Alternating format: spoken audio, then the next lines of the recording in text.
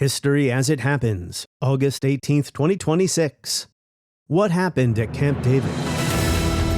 As all of you know, I am now leaving for Camp David to join Prime Minister Barak and Chairman Arafat in their effort to reach agreement on the core issues that have divided Israelis and Palestinians for half a century now. If the perceptions, Israeli perceptions of a state as being a mini-state, internally fragmented, surrounded by Israel externally, with no sovereignty and with no sovereignty over Jerusalem.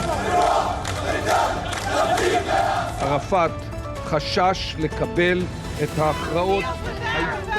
No deals with Arafat! Barak is a traitor! I just think what will happen if Jerusalem will be divided, as Barak agrees to do already. The visit of Sharon to our very important and religious place. After 14 days of intensive negotiations between Israelis and Palestinians, I have concluded with regret that they will not be able to reach an agreement at this time. One summer, a quarter century ago, Israeli and Palestinian leaders held a summit where they tried to resolve their most difficult differences. The failure of diplomacy then gave way to violence, from which the Oslo peace process never recovered. Today, each side continues to blame the other for blowing it at Camp David, as Gaza has now been destroyed, as Israel attempts once and for all to eliminate Palestinian national aspirations. That is next, as we report history as it happens. I'm Martin DeCaro. The U.S. will take over the Gaza Strip, and we will do a job with it, too. We'll own it. And I don't want to be cute, I don't want to be a wise guy, but the Riviera of the Middle East, this could be something that could be so bad, this could be so magnificent. Find a way to resolve competing claims, to give their children the gift of peace. July 2000, with the peace process stalled and the clock ticking on his presidency, Bill Clinton announces Israel's new prime minister, Ehud Barak, and then 70-year-old Yasser Arafat, the chairman of the PLO, would all get together at Camp David, the site of Jimmy Carter's historic summit in 1978. The two leaders face profound and wrenching questions, and there can be no success without principled compromise. The road to peace, as always, is a two-way street. Both leaders feel the weight of history, but both, I believe, recognize this as a moment in history which they can seize. After 14 days, on July 25th, the summit ended without a resolution, which might have been expected given the difficulty of the issues on the table. One of the fatal flaws of the Oslo peace process was waiting till the end to deal with the toughest issues. As Ian Black wrote in his book, Enemies and Neighbors, the Haram al-Sharif Temple Mount was an entirely predictable sticking point. Towards the end of the summit, however, Barak moved for the first time, accepting Palestinian sovereignty over some parts of East Jerusalem, and Palestinian custodianship of the Haram al-Sharif, with Palestinian security to protect it, though crucially it would still be under Israeli sovereignty.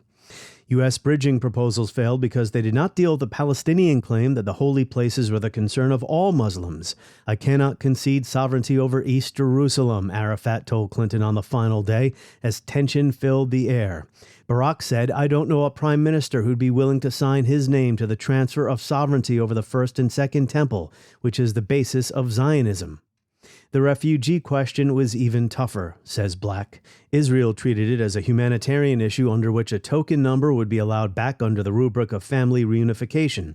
That was a far cry from the passionately held Palestinian demand for Israel's recognition of its responsibility for creating the problem in 1948, the Nakba. Relinquishing of the British mandate, Palestine is rocked by full-scale war, and both sides mobilize. Arab captives are held for evacuation to Acre. Women flee with what belongings they can carry. And as Palestine struggles for national existence, the conflict catches the inevitable... After the summit, Secretary of State Madeleine Albright had this to say.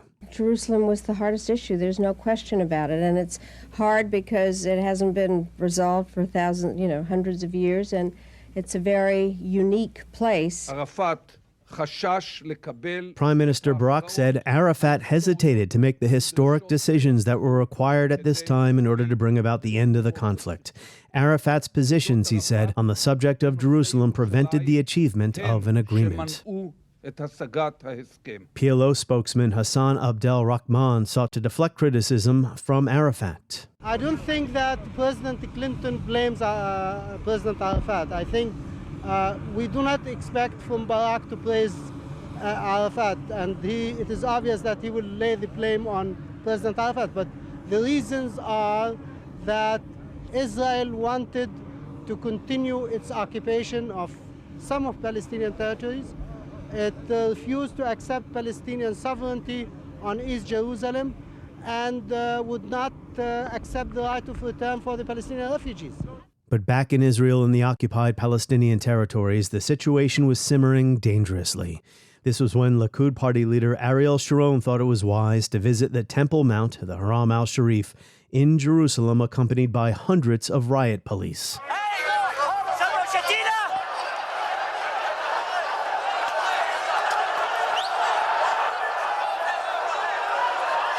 I cannot see any possibility for a real peace if Jews were not allowed to go to the holiest place that belonged to them. The visit of Sharon to our very important and religious place for the whole Muslims.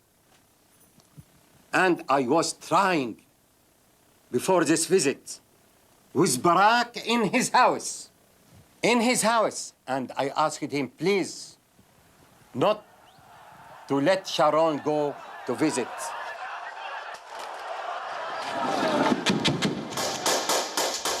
Now is the time to stop the bloodshed, to restore calm, to return to dialogue, and ultimately to the negotiating table. Sharon's provocation helped spark the Second Intifada, or uprising, one of the bloodiest periods in the history of the Israeli-Palestinian conflict. But it was not the end of the peace process yet. Clinton kept trying with his so-called parameters in the weeks before his term ended, which led to the Taba talks early in 2001. The dominant narrative that emerged from this well-intended stab at diplomacy was that Arafat turned down a Palestinian state. And in view of what's happening right now, Camp David looks like a missed opportunity of historic proportions.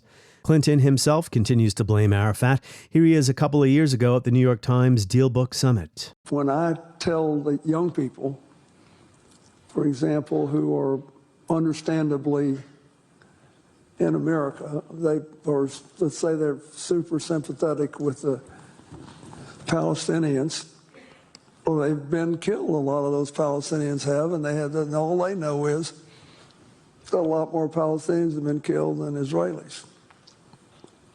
And I tell them what Arafat walked away from.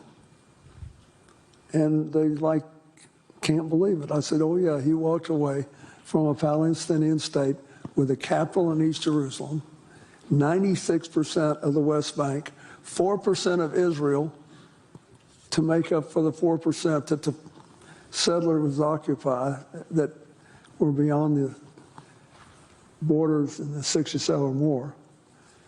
And I go through all the stuff that was in the deal, and they it's not on their radar screen. They can't even imagine that happened.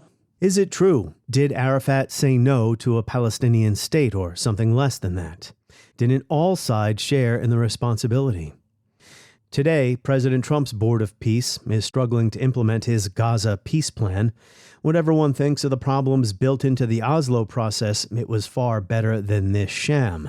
Well, you know how I feel about the Gaza Strip. I think it's an incredible piece of important real estate. Writing from Gaza for New York Magazine, Mohammed Mawish says Gaza, as planned, will be a peripheral appendage to Greater Israel, a captive population toiling for low wages and a meager existence, following a pattern that has long been established in the West Bank. I asked Sarah Roy, an associate at the Harvard Center for Middle Eastern Studies, what the U.S. and Israel hope to accomplish with their development plan. It is about eliminating a Palestinian presence in Gaza, she said, eliminating Gaza as the center of resistance, and about ending the whole Palestinian political project to which Gaza is the key. Again, that is from an article in New York Magazine. So it is not possible to go back in time to Camp David to tell everyone who is there, you've got to get this right, or else. But we can try on this podcast to recover what actually happened. with historian Mark LeVine at the University of California, Irvine. He is the author of Impossible Peace, Israel, Palestine since 1989, which is an exhaustive account of the Oslo peace process. Mark LeVine, welcome back. Thanks so much for having me. What does Camp David still have to teach us? Camp David and what followed immediately after, the Clinton parameters and then the early 2001 negotiations that also failed. Why is this still relevant? You know, there's a huge difference to begin with between, let's say, these so-called peace terms or accords that are being proposed by the Trump administration in Gaza today and Camp David of 2000. The first is that that meeting was the culmination of a 7 years of peace process that at least offered the chance for what, remember, could never be said openly, but everyone understood to be the creation of a Palestinian state alongside Israel, a two-state solution. Whereas this is basically parameters not covering the entirety of historic Palestine, Israel, and the occupied territories, but simply what would happen with Gaza after the commission of a genocide and vis-a-vis those who remain in subhuman, inhuman conditions. So even though there was a huge imbalance of power during Oslo that led up to Camp David and led to its inevitable failure, it still was a radically different moment than today. So at some level, we can't really compare them other than just they're two markers in history. But why did they go to Camp David in 2000? The reason they went to Camp David is because when the Oslo peace process began in 1993, when the implementation began, and then in 1994, there was this idea that of a land for peace solution whereby Israel would, over the next 5 years, 6 years at most of a peace process, withdraw more and more settlers from the occupied territories in return for peace, in return for the end of any kind of armed resistance, negotiations. And then at the end, by 99, there should be a final agreement reached. Again, it couldn't be said thus, but that was what everyone knew. A Palestinian state, a contiguous, territorially contiguous Palestinian state being established alongside Israel, more or less fully sovereign, albeit probably demilitarized. And it would end the Palestinian problem. Of course, even that process more or less left out refugees. But I think from the very beginning, everyone understood that Palestinians would not be able to force Israel to accept more than maybe 100,000 refugees as a gesture back into Israel, which at that point wouldn't be that many people given the demographics within Israel.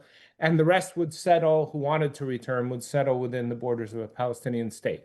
So that was where we were supposed to be in 1999, especially when Ehud Barak, who was a Labor Party politician, who, by the way, opposed the Oslo process. He was not a peacenik he was not like Yossi Beilin. He was not someone who supported the whole peace process with every fiber of his being, but he understood when he defeated Netanyahu in 1999 that they had to start moving towards some kind of final status negotiations. The problem was that he also knew the minimum requirements that Palestinians would be willing to accept at that final status negotiations were not where the Israeli establishment nor the Israeli public was, which was getting out of the vast majority of the territories, dismantling the vast majority of the settlements, and allowing a truly sovereign Palestinian state with East Jerusalem as its capital to come into being. Something not too far from those terms would come in the Taba talks in early 2001 after the failure of Camp David and the eruption of the Al-Aqsa Intifada in September of 2000. But that's where we begin. We begin this moment where the peace process should have ended by 2000. There should have been a Palestinian state. Yes, and they were waiting until the end to get to the thorniest issues. And that's one of the problems of Camp David, of the whole Oslo peace process. Sure. You can't really negotiate that way. Yes, we always think if you save the hard stuff for last, you've established a set of relations and networks in place that make it very hard for both sides not to make the difficult decision. And see, the clear indication that Oslo was a mirage was what I call stillborn, was impossible, as I titled the book I wrote about, An Impossible Peace. The settlements kept growing. Throughout the Oslo process, the number of settlers, Israeli settlers in the West Bank and Gaza then, doubled, which means the constituency for leaving was even smaller in Israel than before. The whole, what Jeff Halper, the Israeli-American geographer Jeff Halper, would call the matrix of control, the control of every aspect of geography, with bypass roads and checkpoints and strategic settlements and military bases and tunnels and restrictions on Palestinian movement and land and access to land, that had only grown more intense. This idea that you would be led to a moment where, okay, there's some hard things, but we've established trust. No, it was even harder at the end, which is not supposed to be the way it goes. Now, at Camp David, both sides engaged in comprehensive discussions that were really unprecedented because they dealt with the most sensitive issues dividing them. Profound and complex questions that long had been considered off limits. Yeah, let's pick away at these layers one at a time. 1999, near the end of Clinton's presidency, the backdrop to Ehud Barak's 1999 victory over Benjamin Netanyahu, who had won in 1996 following the assassination of Yitzhak Rabin by a Jewish extremist. The Netanyahu period of 96 to 99 was a setback for the peace process. The economic plight of Palestinians had been worsening under the Oslo arrangement. So even before they get to Camp David, this process is not improving the lives of the Palestinian people. And because of the PLO's association with the peace process, it is being discredited. Hey, you said diplomacy was going to work. Look where it's leaving us. So they're being discredited by more radical elements, Hamas, Islamic Jihad, who are saying, no, it's violent resistance is the way forward. Why were things getting worse for Palestinians in the mid to late 1990s? Well, because they were meant to get worse. What does this reflect? The logic behind it is specifically there is, as Shimon Peres called it, a new Middle East emerging. This is a neoliberal Middle East. As Peres said at one point, what do you really need a state for? States don't matter. Borders don't matter anymore in the new Middle East. It's economics that matter. So there was a kind of switcheroo that happens, which is, listen, yes, we'll get to sovereignty eventually. Don't worry. But what's really important is an economic framework that allows for a new Middle Eastern economy to emerge where all of us would be totally engaged and wrapped up in. And that would give you far more freedom than just a traditional state where you'd be landlocked and, you'd be locked in and have no real freedom. And that's the birth of Oslo. It's an economic framework for integration of the Palestinian economy, such as it was, a colonized economy, de-developed, as Sarah Roy of Harvard University famously put it, vis-a-vis Gaza, but also the West Bank. And then now that was de-developed, like every colonial territory, redeveloped within a system which never would allow Palestinians to have actual power other than a small comprador elite. Because it instantiated the occupation, right? Let's say Israel got out of most of the territory, per se. Economically, there would still be a neoliberal occupation where you basically have Israeli and Jordanian and Egyptian and other businesses going into the occupied territories along what they called the seam lines, the Green Line, 67 Green Line. They would go in, the Palestinians would come from their side, and in these kind of factories, which would be, qualified industrial zones and so on, they would be able to make things cheap enough. And this would sort of, as happened in Mexico, allow Palestinians to begin to have a middle class, but it would be done under conditions that actually would give them less rights than they might have had without any unions to support them. It would basically be a neoliberal thing like China, like Mexico, like Vietnam. But that was sold as the thing that was going to free them even more than land. But it didn't even come with the land. The land never came. So it was twice as bad. So I'll introduce some Rashid Khalidi here from his book, The 100 Years War on Palestine, because the scales have fallen away from my eyes when it comes to Oslo. I used to have a more romanticized view of it. It was still meaningful. It was historic. It did open an opportunity for something that had never been there before. But long before Camp David, the seeds were already sown for failure. So here's Khalidi. He says, in fact, conditions grew much worse for all but a very small number of individuals whose economic or personal interests were intertwined with the new Palestinian Authority and who benefited from normalized relations with Israel. For everyone else, he says, there were consistent denials of permission to travel and move goods from one place to another as a labyrinthine system of permits, checkpoints, walls, and fences was created. He goes on to say, in a conscious Israeli policy of separation, Gaza was severed from the West Bank, which was itself severed from Jerusalem.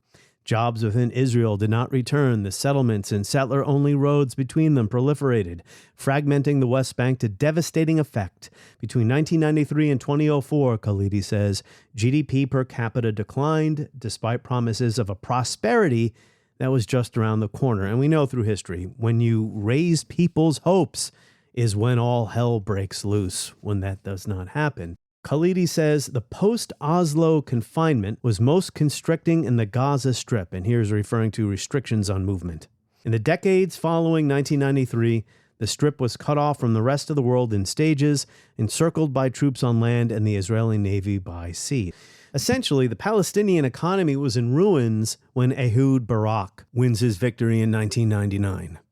Ruins might be a bit strong, but it was certainly worse off than it was intended to be, and material. I was living there then, was definitely getting materially worse. And I think you need to take it back to one thing that Professor Khalidi doesn't mention, which is very important to the context of this whole process. By the late 80s, Palestinians have been under Israeli occupation for 20 years, right? The first intifada was sparked by the deaths of 4 Palestinians in December 1987. They have to stop all this nonsense of the riots, of throwing stones. Palestinian workers were beginning to get integrated into the Israeli system, especially the Histadrut, which wanted to organize them. Palestinian workers, however underpaid they are, Mexican workers here are badly underpaid, but they're not still coming here for no reason. They're coming here because it's better than the alternatives at home. You had enough Palestinians who were earning enough income, getting health insurance and so on through the Histadrut, that they actually were starting to do the one thing no one wanted them to do. They were starting to buy land. So you had Palestinians in the West Bank buying land with good title that Israeli forces couldn't just come and say, nah, this isn't real. This is some old Ottoman deed. We can take this land for a military base or something. Now you had good deed, good title on good land that was strategically, they weren't dumb. They knew where Israel wanted to take. And they were starting to buy land increasingly that would secure their hold. And this was a huge development. So one of the things that also led to this and was so fortuitous for neoliberal reforms, Palestinians were starting to get enough money to secure their hold on their land, which is one thing Israelis didn't want. So how to stop that is to get them out of Israel. How do you get the Palestinian workers out of Israel so they're no longer able to earn all this money, right? Well, this is what the neoliberal world order is. You bring in ties. Suddenly there's all these people from the Philippines and in Israel and the West Bank. There's people from Thailand, Africans, sub-Saharan Africans, all these people from totally outside the region started to come in and work in Israel, and in much more cheaply than Palestinians who are now integrated into the Histadrut, some of them who had certain minimum labor standards, etc. So all of a sudden, they were becoming superfluous. That radically weakened them before Oslo takes place. This is in the wake of the Intifada especially. Israel realized it could just bring in people, and Thai workers didn't care about land, right? All these foreign workers who had no ties to the land were much more politically malleable because they didn't care about politics and they didn't know any of it. And so they were happy to come in and work. And so Palestinians are replaced.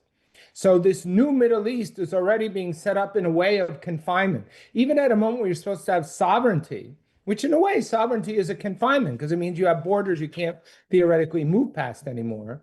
Palestinians are being confined, farm workers are coming, their economic position is weakened, and then you come in and say, but look, we have this magic thing now called the Oslo peace process, which will get you to, we can't say what, but everyone knows it's a state.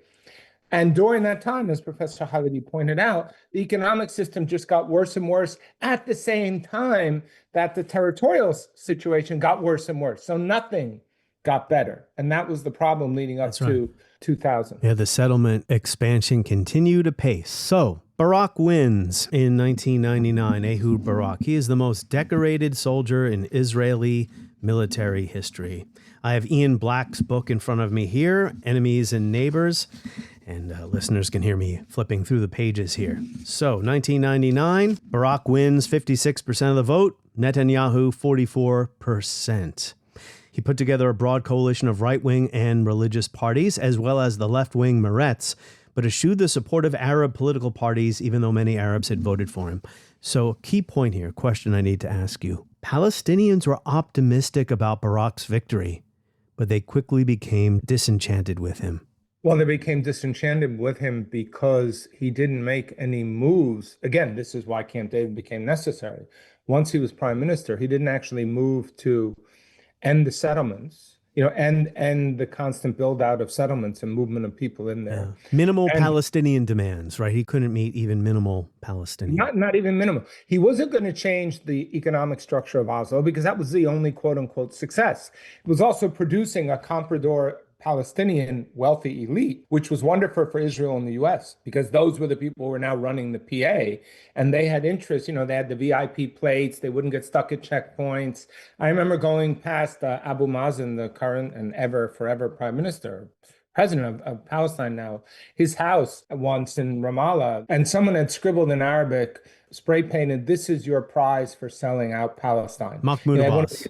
One of these McMansions in the road leading into Ramallah. So there was a loss of faith in the Palestinian elite, which is, of course, crucial to then a revolt because you don't think you can trust them.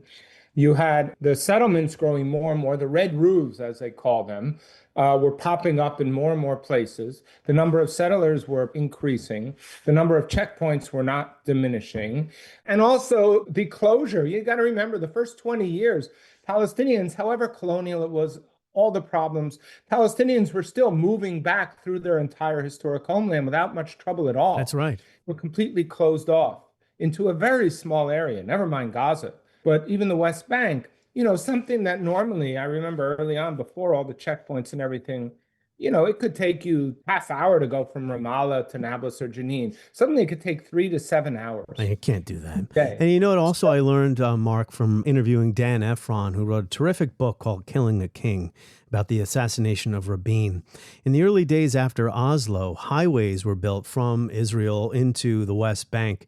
Can't remember the initial purpose of the highways, but what they did was allow ordinary middle-class, lower-middle-class Israelis who are looking for inexpensive real estate to go into the West Bank, inhabit a settlement, and then they could commute on highways that were restricted to Palestinians and go back and forth from their new job to their new home, vice versa.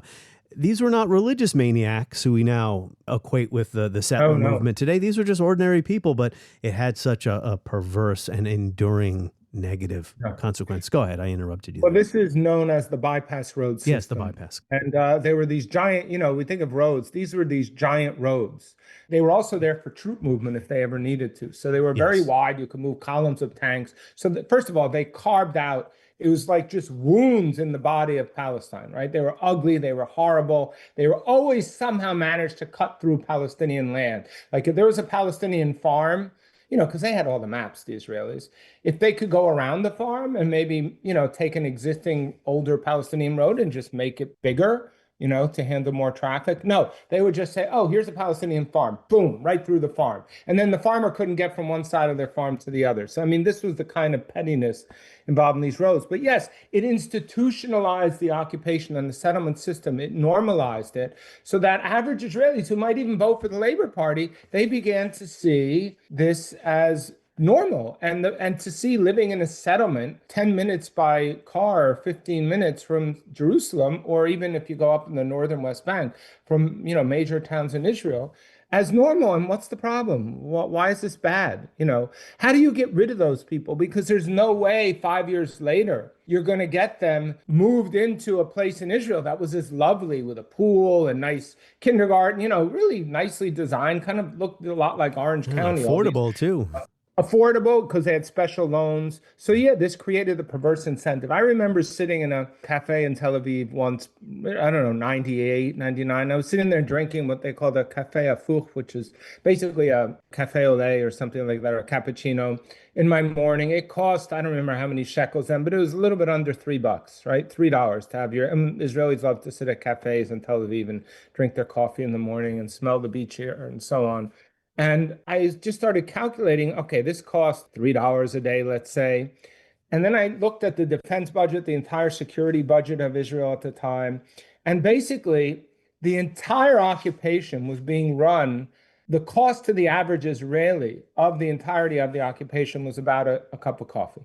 The cost to ending the occupation would be civil war. Now, it doesn't matter what your politics are. If your choice is to keep paying for an extra cup of coffee a day or civil war with the other half of the country, heavily armed and very ideologically committed half of the country, what are you going to choose? You're going to choose the cup of coffee. There was no incentive for Israel to stop what it was doing. It would have meant literally a civil war if they actually withdrew from 90% of the settlements. So the structure just got deeper and deeper, and Palestinians had no power to impact it in any way. The conversation with Mark LeVine continues in a moment. Tap subscribe now in the show notes to skip ads. Okay, it's the summer of 2000. There's been violence, which is complicating things. Some of the worst violence in years. Of course, during the Oslo process, this is when Hamas starts doing suicide bombers because Hamas is opposed to the Oslo process. Bill Clinton decides he wants to try to save this process because there was a timeline, right? There was a calendar, if you will, that they were supposed to keep. That after the signing of Oslo II in 1995, which actually was a detailed plan, unlike the initial Oslo agreement, within 5 years, the two sides were supposed to move on to final status agreements, status of Jerusalem, refugees, a whole number of things. We can get into the weeds because the weeds are important here. So tell us what happens in the middle of 2000. Why does Clinton want to call this summit? What is Barack's attitude and what is Arafat's stance? I'm sorry to say, as a historian, I have to go back a bit. Of course.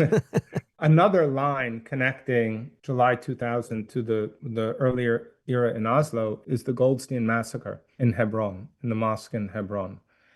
Now, why is this so important? Because it showed the fallacy of the Oslo process from the start and the lack of actual goodwill by Israelis.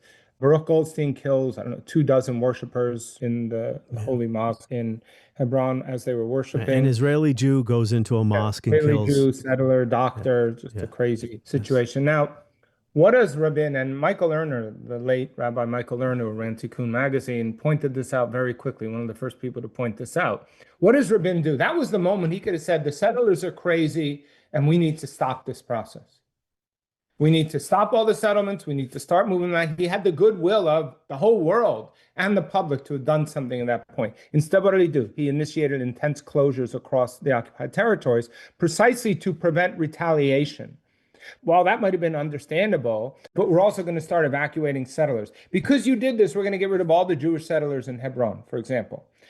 He didn't do that. He actually intensified the settlements around Hebron.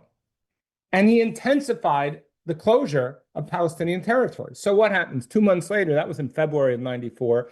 2 months later, the first suicide bombing occurs somewhere in April, which was carried out by Hamas. So again, even the suicide bombings, one could say, well, it's Hamas resistance. That makes it sound like it's somehow irrational. It occurred because of the worst massacre in decades in a mosque in the fourth holiest city in Islam, perhaps, if Jerusalem's the third. Certainly it's one of the top 5 or 6. That was responded to by the Israeli government as if it was Palestinians who had massacred Jews there. And their situation became even worse. So that's the root of the first of the wave of suicide bombing that start 94 to 98, 99, and then again with Al-Aqsa, right? So fast forward now to July 2000. And let us remember the single most important thing of the whole Camp David episode is that the Israelis never presented a map. They kept saying lovely things about what was going to happen, and Palestinians kept saying, please show us the map so we can negotiate. It's a strange summit where nothing's written down. There are no written proposals. Right. You have secret meetings when no one's ready to write things down. You have summits when people are ready to sign documents. That's right, because there's two things here, as you said. They weren't really prepared going in, and then during the talks themselves, proposals were not written down, so it's been left to people who were there at the time to try to reconstruct what actually was proposed and why. And I asked you about why Clinton wanted to call the summit. I mean, the clock's ticking down on his presidency. He wants... Yeah. And he had dropped the ball. I think there was a realization. Again, we have to understand who's running Clinton's negotiations with Palestinians. Dennis Ross? There's a huge influence of people who were very pro-Israel. Some were Jewish, some weren't, but there was a general reflexive support of Israel. There were very few people who were in any way representing on a daily basis a pushback from the Palestinian perspective. These were nice, good, democratic liberals. But, democratic liberals also ran the Vietnam War, right? I mean, liberal Democrats do not have a good record historically vis-a-vis decolonization. In fact, quite the opposite. So these people just couldn't see. I don't know why, because if you're living there at the time, it was pretty darn obvious. They couldn't see that this was going in the exact opposite way that it was supposed to go. Everyone in the world could see it, especially Palestinians. And of course, all these new settlers who were like, well, this is nice. We're not going to leave this anytime soon. We don't care what anyone says. Yeah. Well, Arafat didn't want to go to Camp David. No, he did not, because he knew that the dynamics had changed. And he said, I will only go, said to Clinton, if you promise me you will not blame me if and when this fails. And Clinton said in his lovely Arkansas drawl, I guess, don't worry, I'll take care of you. Of course, he lied through his teeth. Or maybe he didn't lie. Maybe he really felt like he would do that. But when the push came to shove, he was never going to allow any blame. At the end of his presidency, when he had his friend running for president after him, Gore, he wasn't going to start blaming Israel. At that point, he would have alienated the entire American Jewish electorate. Arafat understood the situation, but I don't think Arafat understood that he was going to show up somewhere. And again, like the entirety of Oslo, go through days and days of empty talk. It's empty because in the end, the only thing that matters is here's the map, here's what we're going to keep, what we want to keep, and here's what you get to have. There was never a map. Everyone agrees to that. There was never a map. And I need to point out how Arafat and Barak had a history already of negotiations. Camp David is not the first time they sat down with each other. No, and they'd been completely frustrated. Yeah, throughout 1999, it did not go well, but go ahead. Did not go well because there was a push to expand the settlement in advance of final status talk, to further populate existing settlements, to make them harder so they would be permanently retained by Israel, but also economically as well. See, Israel was doing great. This whole new economy where Palestinians who are then using all that money to secure their land are gone. And now we have all these cheap farm workers that we can exploit horribly. They have no political power or interest in anything. So Israel was in a manifestly, and it was the original dot-com boom in Israel, all the tech companies. Israel was doing great. And the world said, oh, Israel's making peace. Things were looking good. For Palestinians, it was quite the opposite. But there was no reason for Barak to make any difficult decisions because things were going well without it. He just didn't figure out, even though it was only a decade earlier, that eventually if you keep doing this, Palestine is going to explode. And this time it'll be even worse because you just armed the entirety of the population with light arms, AKs and so on, but still enough to cause a lot of trouble. And that is in fact what happens, of course, in September of 2000. But Camp David comes together because of Clinton's weakness, because of the Palestinian weakness. But no matter how weak Palestinians are, and this is the difference between Palestine to this very day, even after Gaza, the horrors of the genocide in Gaza and everything that's happening in the West Bank, Palestinians will not go away. They are not, tragically, what happened to indigenous Americans or indigenous Australians or indigenous Tibetans or anyone else. The balance of power, while humongous between Israel and Palestine, is not enough to finish the job of successful settler colonial enterprises, which is to reduce the indigenous population to something small enough to be easily managed as kind of archive of what was once there, like we have in America. So I'm going to get into the weeds a little bit here because it is important for people to know what was on the table at Camp David. After all, this podcast is called What Happened at Camp David. Reading from Ian Black's Enemies and Neighbors. The initial Israeli proposal in the summer of 2000 was for annexing 14% of the West Bank with a long-term lease on a further 10% in the Jordan Valley. That's the Alon plan, by the way, the famous Alon plan that comes already in 1970. Okay. Goes back 30 years by then. Wow. That would leave the Palestinians with 76% of the territory. And that would have left 80% of Israeli settlers under Israeli control, but 50,000 Israeli settlers will be living in Palestinian areas. Two corridors would have run from west to east, giving Israelis access to the Jordan River in the event of an attack from there. That would have meant the Palestinian territory being divided into 3 non-contiguous blocks, including Gaza. Palestinians rejected this first plan, insisting that a full return to the 67 borders could be the only basis for negotiation. That would give them 22% of historic Palestine against the 78% held by Israel on the eve of the Six-Day War in June of 1967. That was the grand compromise the PLO had, in their view, already made. A later amended Israeli offer, involving Israeli annexation of only 10.5% of the West Bank relative to that first one of 14%, was also rejected, although the Palestinians did agree to a land swap which would allow the Israelis to retain the big settlements of Malah, Adumim, Ariel, and Gush Etzion. Pardon which my... was the main Jerusalem settlement block at that point. Yeah, my poor pronunciation there. In the end, the final offer, I believe, was for 91 or 92% of the West Bank. That means Israel would have annexed less than 10% of it. And this is the deal. I want you to address this. This is the deal that people still point to today. Arafat turned down a great offer. Yeah, well, let's just start with the 14% original offer, which sets the tone of the negotiations. That would have left Palestinians with about 16% of historic Palestine. So they would have gone from 22 down to 16 that they would control.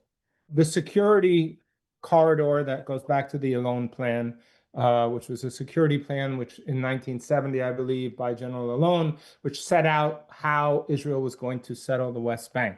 These specific areas that had religious historical importance and were tied, would sort of erase the green line on the western side, and then this security corridor down the Jordan Valley that would make it impossible for Jordan or anyone else to move tanks into the West Bank again. So they were still operating under those conditions, which was ridiculous by then, because Israel and Jordan were at peace.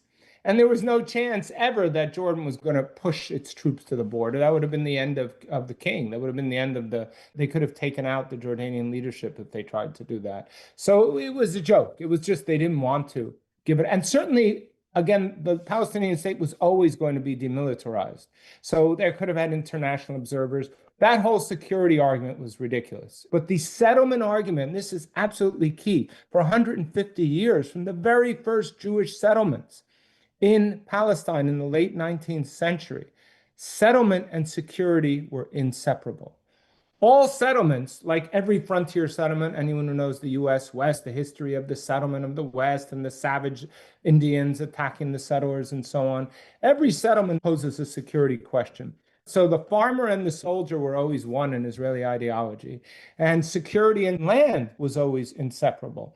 So there was just this Israeli political, but also national psyche that land, controlling the land equals ensuring the security. And since the whole point of Zionism is to control the land for settlement, settling the land, especially the historic religious homeland, all the names in the Bible, is crucial for the future security. That was something that neither Rabin nor Barak, nor Perez, the three labor prime ministers, more secular people, could change because they didn't try. They never had that conversation. If you never had that kind of national conversation, you can never actually make the hard choices because no one understands why they're there and why they have to be made. All of this is the background to Camp David. And then a non-map, non-specific set of numbers, multiple ones are being given out. Sure. And Arafat was very confused, but he's like, just show us the map so we can negotiate this. Show us a map that you're willing to sign, and then we'll say no, but then we can organize, we can negotiate rather,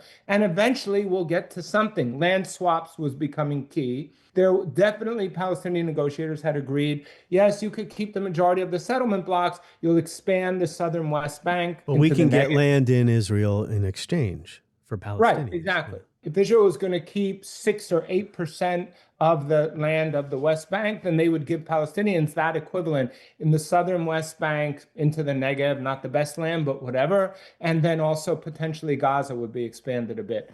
It's unthinkable today. Right, we're so far. But that was the key. But again, no map. So there's nothing to sign. What could Arafat sign? And so he said, I can't do this. Now, the problem was he was so ill-advised and he was so, I'm sorry to say, inept as a negotiator, which he had shown many times, which is also probably why Barak figured, and in fact said before he left, he would just run around him. Sure, he was older at this point too and fading. Right, older, fading, very bad advisors, because who were all the advisors? All his advisors at this point were people who were earning from Oslo, who were part of the Oslo system. They all had a vested interest. He had no one, Faisal Husseini, I think, had died by then. All the real important intellectuals, Hari Nusseibeh, Hanan Ashrawi, all the people who knew what was really happening were not really able to be there and forcefully advocate. Can I ask you about Jerusalem? Because, again, this is one of the thorniest issues left to the end. How are you supposed to settle this on a short timeline? And Ehud Barak told Arafat, no Israeli prime minister, none, is going to allow for Palestinian sovereignty over Jerusalem. Well, that wasn't true. And not that what you said isn't true. It wasn't true that it was impossible to do. It was already clear. And again, this is at a moment where Jerusalem was already rung by Jewish settlements, East Jerusalem. But Jews had not moved so forcefully into the Arab neighborhoods of East Jerusalem to settle. Now they have. I used to go, dear friends who lived in Sheikh Jarrah up the hill from the old city, which was leading to right into the West Bank, Abu Dis and these areas. And it was still Palestinian. Today, they're, I don't know, upwards of half Jewish. I haven't been there in a few years, but settlements have now taken apart what remains of Arab East Jerusalem or Palestinian East Jerusalem. But at the time, Palestinian East Jerusalem within its old municipal borders was still somewhat coherent. It could easily have been said, okay, the formula they ultimately agreed to, what's Jewish stays Jewish, what's Arab stays Arab. They would say Arab instead of Palestinian, but they meant Palestinian. What's Jewish stays Jewish, so all the Jewish neighborhoods, including the ones in the enlarged municipality of Jerusalem, right, which was on occupied land, but never mind, would remain Jewish, Ma'ale Adumim, for example. And then what is still Palestinian will be Palestinian, and that will be the capital of East Jerusalem, along with enlarging its municipal boundaries to include villages like Abu Dis, which were which used to be literally from the old city of Abu Dis would be 7-8 minutes to go by car before the wall divided it. So this was the dynamic that everyone knew was going to happen. Why he went in saying we can't do this when 4 months, 5 months later, they were willing to do it. It was probably a negotiating tactic because, of course, everyone knew. And most Israelis didn't care if Salah ad-Din Street in East Jerusalem was now the most important street in Palestine. No one cared. But Arafat couldn't figure out, because of all of the years of Israeli duplicity, and not fulfilling the agreements they already signed, which is very important. The only Israeli prime minister who ever fulfilled the terms of any agreement was Netanyahu, with the agreement to remove most of the Jewish settlers from Hebron. None of the labor peace people actually fulfilled any of their terms of the agreement. So he doesn't trust anyone, rightly so. And they're just suddenly saying things which say, what are you talking about? We all know what has to happen, but no, we can't do that. And then, we're not offering you a map. So of course Arafat's going to say no, except he can't say no. This was the disaster. The disaster was that he said no. All he should have said was, this is really interesting. We're just waiting for a map. We're happy to stay as long as Israel wants her. We'll come back at any point. As soon as you have a map, we can do the negotiations. We'll come. Please give us the map. Instead, Arafat said the single worst word in the history of diplomacy, no. Especially because it goes back to the 3 no's of the Arab League after 1967. No negotiation, no recognition, no peace, I think. Whatever they were, someone could look them up. So it just immediately echoed Arab rejectionism. But it's not the end of the story. There are the Clinton parameters in 2000 and then the Taba talks in early 21 with a new president, George W. Bush. But I have to bring up what happens in between. Little thing. Yes, yeah. The second intifada breaks out in September. I've discussed this with other historians in past episodes. What, in your view, is the connection between the breakdown at Camp David and the start of the second uprising in September? Obviously, there's Ariel Sharon's visit to the Haram al-Sharif, which now seems quaint, given what just happened a few weeks ago with, Israelis going and praying and talking about how they're going to rebuild everything. But at that moment, it was a huge provocation for Sharon, of all people, to go to the Haram al-Sharif, clearly to say, this is ours. Now, under every possible scenario in which the conflict would have come to an end, the Haram al-Sharif and that whole plaza, and then the Holy Mosque and the Dome of the Rock, were never going to be under Israeli sovereignty. The wall would remain, the Western Wall would be under Israeli sovereignty, that would be under Palestinian with international force, etc. But for him to do this was a huge provocation. But it was also a provocation after the huge failure of Camp David. Every Palestinian knew that Arafat was screwed by Clinton. Everyone knew that Clinton had promised, this was in the papers, not to blame him. So there was a sense of utter betrayal.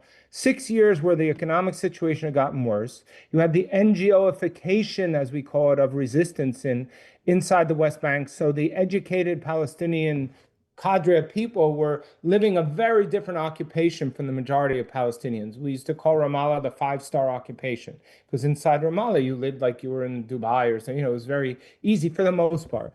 And there was no horizon because no one was talking. There was no horizon of anything. And then Sharon makes this move for Palestinians. So that's the spark. Right. It was a spark that no one had done anything to get rid of the kindling by doing concrete things to make people's lives better. At first, though, there's mass demonstrations that are cracked down on by the Israeli military. And then that's when you start to see, unlike the first Intifada, a militarized battle between the two sides here. Yeah. I do recall during this latter portion of 2000, members of the Clinton administration coming out and calling for restraint on both sides. We need to get back to the negotiating table, and we can't do that as long as there's violence. So it sounds like you're saying that we can draw a direct line between the failure of Camp David and the start of the Intifada, or as you say, the Al-Aqsa uprising. Absolutely. It was the main but not the only cause of the violence that began. And once it erupted you erupted in a very different circumstance in 1987. Because there was a completely colonized people, an intifada erupting to have their most basic humanity and rights recognized, which had never been done. In some ways, this was more intense because now you had a kind of recognition. There was the handshake on the lawn in the White House, right? That's right. You had negotiations, you had movement. You were constantly being told things were getting better. When it gradually became clear they were getting worse. And now, after Camp David, it seemed like this was never going to happen, and that Israel was just going to stay and keep digging in and pushing out. Boom.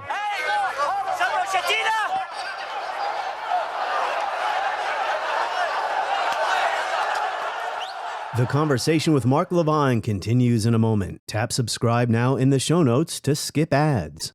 Sure, but yet we have the Clinton parameters at the end of 2000 and then the Taba talks under George W. Bush, who wasn't that interested in all of this. The Taba talks, which were really the final chapter in this part of the story. What were they and why did they not succeed where Camp David failed? Well, the Clinton parameters, I don't know how important they are in the end. I mean, they're basically, I think it goes down to 94 to 96% of the West Bank becomes Palestinian. The Israelis annexed the settlement blocks. That's problematic that the entire blocks, because they cut through Palestinian land, but whatever, that could have been worked out with roads and laissez-passer for roads and so on.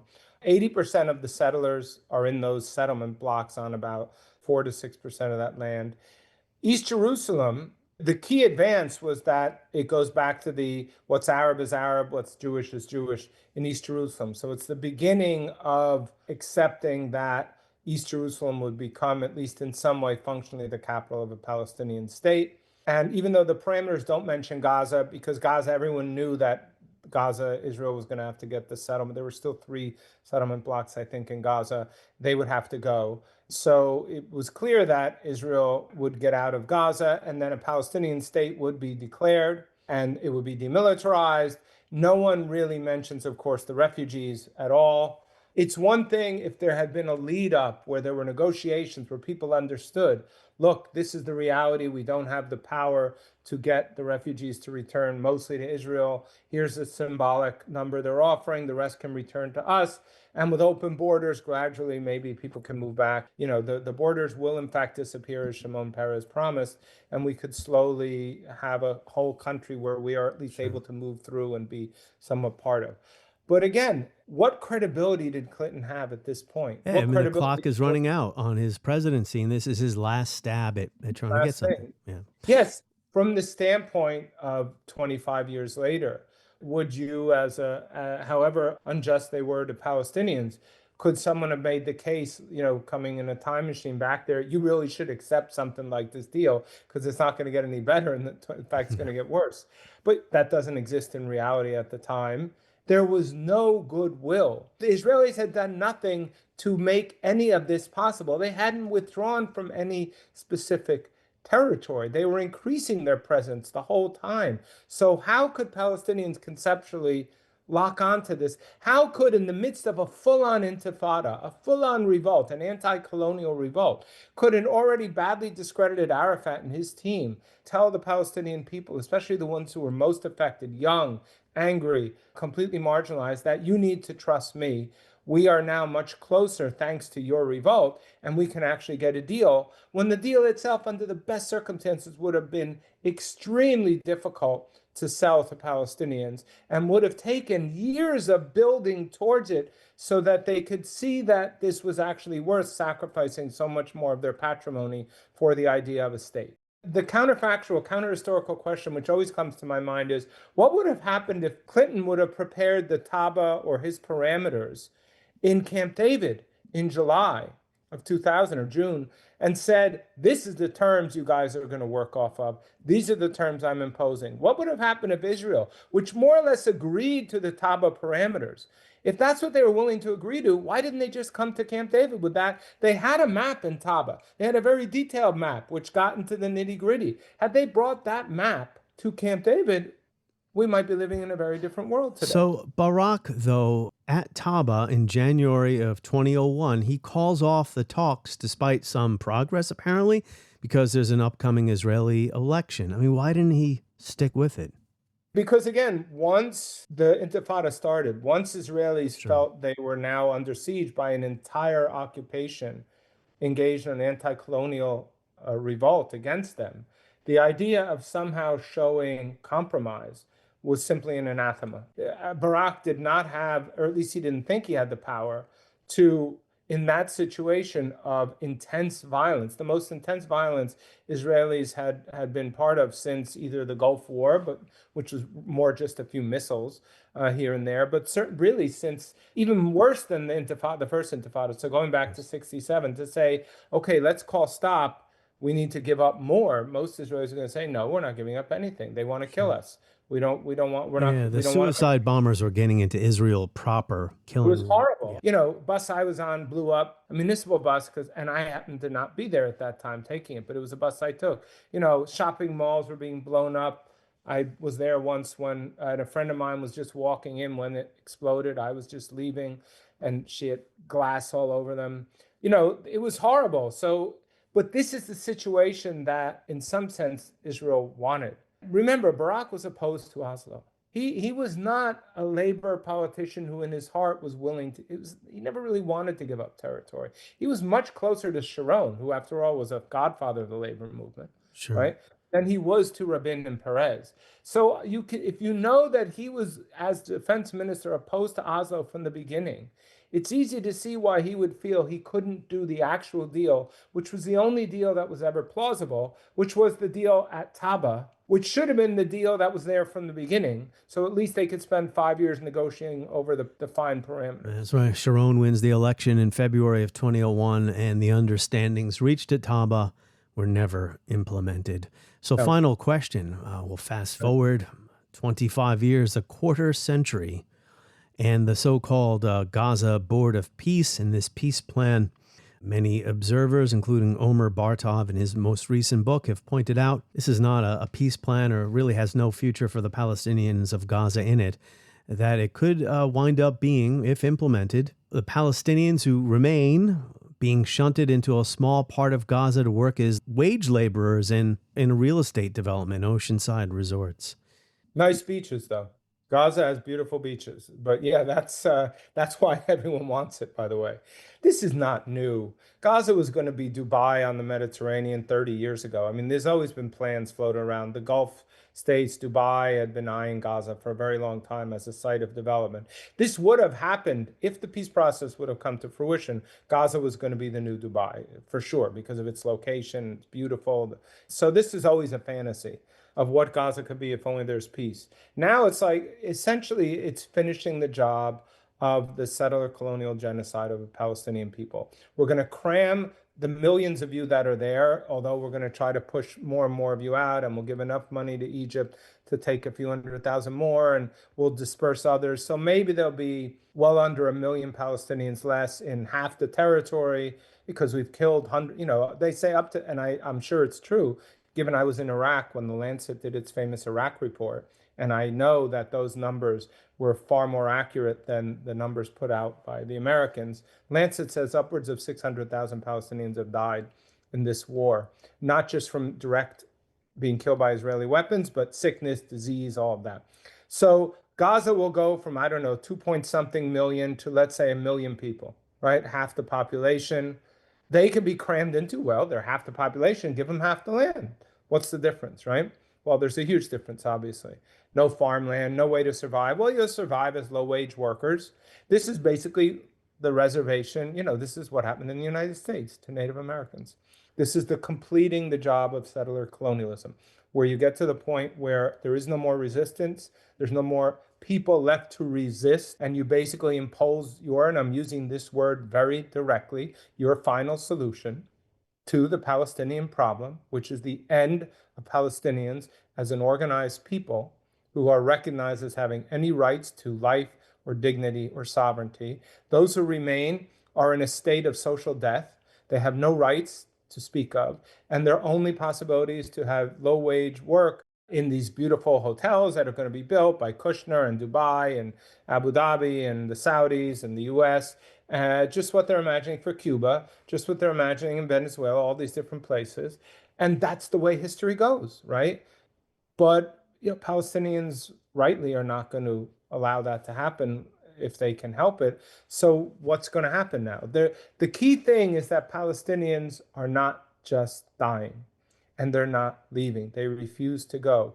And even after a genocide, which is really unprecedented in half a century at least, in its furor and its intensity, in the number of children killed, the number of women killed, the number of non-combatants killed. It's really unprecedented, especially for anyone who knows Gaza and knows what it was like to see what it is now. Even despite that, they refuse to go, and they refuse to just leave. They will stay. They will stay no matter what. And Israel is now under such a spotlight, it can't just force them out. It can't finish the job of ethnic cleansing. No one's going to support that other than Trump, but Trump's quickly losing power. We're just in this stasis. So we got to think of the next 5 years, let's say. How do Palestinians survive the next 2 years under the most horrible, it's like one giant Stalingrad in winter, in World War II. That's the conditions Palestinians are living under. How do they survive? How does Palestinian society maintain its position in a world that increasingly cares little about them at the higher level, or anyone else for that matter? I mean, Europe couldn't care less. No one cares, because no one cares about anyone as things are getting worse everywhere. So in that situation, the real question is, how do Palestinians somehow continue with Samud, continue to survive, continue to fight when they can't fight? They can't fight with arms. This was always the stupidity of Hamas, that they imagined there was a balance of power that was similar to Algeria or something like that, where they could kill enough Israelis and take enough territory that Israel would leave. It's just never going to happen. So with all these other options, how do you survive? Maintain yourself enough till hopefully an international dynamic changes, which allows for a democratic solution for all of Palestine, Israel to come into being. That's the real question that everyone's trying to figure out at this point. The path ahead builds on the journey already taken from the first Camp David summit to Madrid to Oslo, to the first handshake on the lawn between Prime Minister Rabin and Chairman Arafat, to the peace between Israel and Jordan and the agreement at Wye River. The parties have proven that peace is possible when they are determined to make it. In the process, they have passed the point of no return. The only way forward now is forward. Both sides must find a way to resolve competing claims, to give their children the gift of peace. On the next episode of History as It Happens, President Trump has talked about the United States taking over Canada, Greenland, maybe Cuba. There was a time when U.S. expansion was the norm. There are also many instances where the United States did not get the territory it had its eyes on.